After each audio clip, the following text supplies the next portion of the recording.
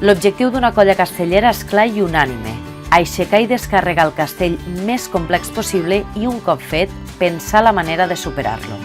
És una emoció compartida, una convicció compartida que demana sacrifici i disciplina. En un grup, la disciplina sol amollar el caràcter dels seus membres segons un patró estricte, però això no passa als castells. El tarannà i aptituds dels diferents membres d'una colla poden divergir molt.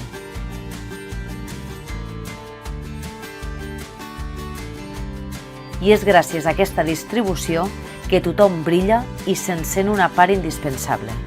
Perquè no tothom desenvolupa la mateixa funció en una colla i en un castell, però el més important és que tothom és igual d'important.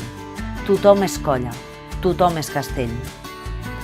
La diversitat és, per tant, un dels valors de la cultura dels castells.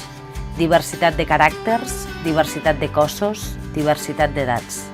Perquè no podem oblidar que sense la feina coordinada d'adults i infants, les fites castelleres, tal com les coneixem, no serien possibles.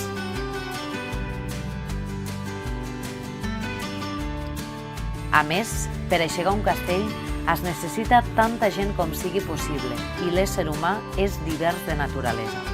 Per això les colles són un espai d'acollida en què es convida a tothom a participar-hi independentment de la seva edat, procedència, idees o condició física.